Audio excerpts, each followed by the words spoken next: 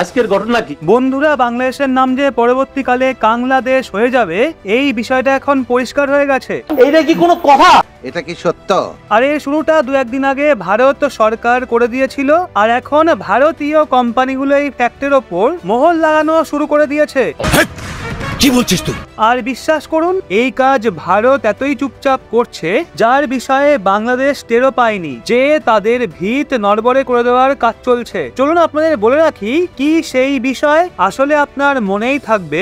এই রিসেন্টলি আমি আপনাদের একটা খবর দিয়েছিলাম যে ভারত সরকার বাংলাদেশ পর্যন্ত একটা ডিজেল পাইপলাইন বিছানোর সিদ্ধান্ত নিয়েছিল, তো তা থেকে বাংলাদেশের অর্থব্যবস্থায় অনেক লাভ হতো। এছাড়াও সেখানকার সাধারণ মানুষদের এর থেকে এতই সুবিধা হতো যে আপনি কল্পনাও করতে পারবেন না। পেট্রোল এবং ডিজেল সেখানে অনেক সস্তা হয়ে যেত। কিন্তু ভারত সরকার এই পাইপলাইনের কাজ কিন্তু বন্ধ করে দিয়েছে। অন্যদিকে এটাও খবর এসেছিল যে ভারতের বাংলাদেশের মধ্যে বাকি যে সমস্ত প্রজেক্ট চলছে তার উপরও পুনরায় বিবেচনা করবে। কিন্তু এটা তো কিচ্ছু নয়। সেটার দু একদিন পর যে খবর বেরিয়ে এসছে তা শুনে বাংলাদেশিদের পায়ের তলার মাটি সরে গেছে। বিশ্বাস না হলে আপনি আপনার স্ক্রিনে দেখুন, রিপোর্ট বেরিয়ে আসছে যে সমস্ত ভারতীয় কোম্পানি বড় লেভেলে ম্যানুফ্যাকচারিং করে থাকে বাংলাদেশের মধ্যে, বিশেষ করে ভারতের যে রেমন্ড কোম্পানি রয়েছে, যে বিগেস্ট টেক্সটাইল কোম্পানি ইন্ডিয়ার, অর্থাৎ যেটা ভারতের কাপড় তৈরি করার একটা বড় কোম্পানি, সেই কোম্পানি বাংলাদেশের মধ্যে ম্যানুফ্যাকচারিং করত।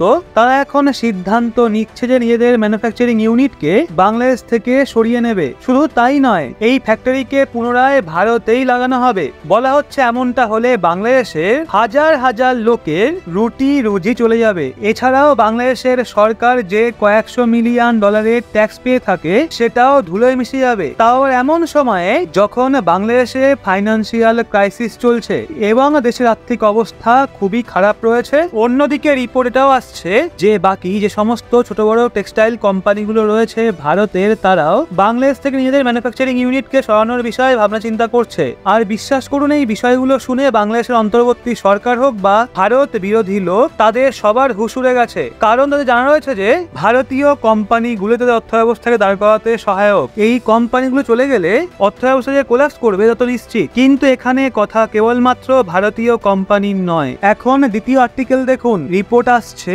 বাকি যে সমস্ত ম্যানুফ্যাকচারিং ইউনিট রয়েছে যেগুলোকেও আলাদা আলাদা কোম্পানি লাগিয়েছিল, যেমন যারা, যেটা ওয়ার্ল্ডের one of the biggest fashion brand, তারাও তাদের বেশিরভাগ বস্ত্র বাংলাদেশে ম্যানুফ্যাকচারিং করে থাকে। এছাড়াও যে H&M রয়েছে, ওদেরও জামা কাপড় সেখানেই তৈরি করা হয়। এছাড়াও বিশ্বের যে সমস্ত মেজর ফ্যাশন ব্র্যান্ড রয়েছে তাদের জামা কাপড়ও বাংলাদেশ থেকেই তৈরি হয়ে আসে, কারণ সেখানে টেক্সটাইল ইন্ডাস্ট্রি অনেক বড় এবং সেখানকার সরকার ফেভারও করে টেক্সটাইল কোম্পানিগুলোকে। কিন্তু যত কোম্পানি রয়েছে তারা নিজেরা জামা কাপড় সেখানে তৈরি করে না, তারা বাংলাদেশে যে কোম্পানিগুলো রয়েছে তাদেরকে অর্ডার দেয় আর তারা তাদের জন্য কাপড় বানিয়ে দেয়। কিন্তু এখন রিপোর্ট আসছে যে এই সমস্ত কোম্পানিগুলো এখন ভারতে শিফট হতে চলেছে। ভারতের ম্যানুফ্যাকচারাররা এই কোম্পানিগুলোকে কাপড় সাপ্লাই করা শুরু করে দেবে। এ থেকে বাংলাদেশের টেক্সটাইল ইন্ডাস্ট্রি দুর্বল হওয়া নিশ্চিত। ভারতীয় টেক্সটাইল ইন্ডাস্ট্রি যারা কিছু বছর ধরে না শুধু স্ট্রাগল করছিল, তারা পুনরায় তাদের ফর্মে ফিরে আসবে। কিন্তু এ থেকে ভারতের তো ফায়দা হবে, আর অন্যদিকে বাংলাদেশে তার থেকেও 100 গুণ বেশি ক্ষয়ক্ষতি হবে, কারণ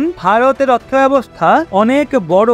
যদি 10-15টা ফ্যাক্টরি এসেও যায় তাহলে আমাদের কিছুটা ফায়দা তো অবশ্যই হবে, কিন্তু বাংলাদেশের পুরো অর্থব্যবস্থা তো এর ওপরই নির্ভর করে রয়েছে। তাছাড়া আর কোনো এক্সপোর্ট তো হয় না বললেই চলে। অন্যদিকে তারা যে মাছ ধরে বা অন্যান্য কিছু বানায় সেগুলো নিজেরাই খেয়ে ফেলে, পুরো দেশের ওপর নির্ভরশীল। ভেবে দেখুন তাহলে একবার, যদি এখন এটাই সরে যায়, মনে করুন যদি অর্ধেকও চলে যায়, তাহলে এদের অর্থব্যবস্থা ঠিক কি হারে ডুববে, মানে পুরো অর্ধেক হয়ে যাবে। তো আমাদের এই বিষয়টা মনে রাখা উচিত যে যখন আমরা এই বিষয়ে দেখতে পেয়েছি যে বাংলাদেশের অর্থব্যবস্থা ডুবতে চলেছে, তখন তার আগে আগে আমাদের অতি সতর্কতার সাথে এমন নিয়মকানুন তৈরি করতে হবে যা থেকে বাংলাদেশিরা ইল্লিগালি ভারতে প্রবেশ করতে না পারে। যে বর্ডার সিকিউরিটি রয়েছে তাকে আরো মজবুত করতে হবে, আরো বেশি করে সুরক্ষিত রাখতে হবে, কারণ ইতিহাসে সাক্ষী রয়েছে তখন বাংলাদেশের লোকরা লক্ষ লক্ষ সংখ্যায় ইল্লিগালি ভারতে প্রবেশ করেছে, যার জন্য ভারতের ওপর চাপ বেড়েছে লক্ষ লক্ষ ইল্লিগাল ইমিগ্রেন্টসের। এই জন্য আমাদের সমস্ত রকম সাবধানতা বজায় রাখতে হবে যখন বাংলাদেশের অর্থব্যবস্থা নড়বড়ে হয়ে যাবে। আর একটা বিষয় শুনবেন, বাংলাদেশে খুব উঠছে জাতীয় সঙ্গীত বদলানোর দাবি। হ্যাঁ, দেশ বদলে দে। কতদিন আর মুক্তোর মালা পরে থাকবি? বাদরের গলায় মুক্তোর মালা কিন্তু মানায় না। কি বললাম বন্ধুরা, ঠিক তো? কমেন্ট করে জানান। আর আমাদের ভিডিওটা ভালো লাগলে অবশ্যই একটা লাইক এবং চ্যানেলটা সাবস্ক্রাইব করে আমাদের সঙ্গে থাকবেন। আর চোখ রাখবেন রহস্য বাংলার পর্দায়।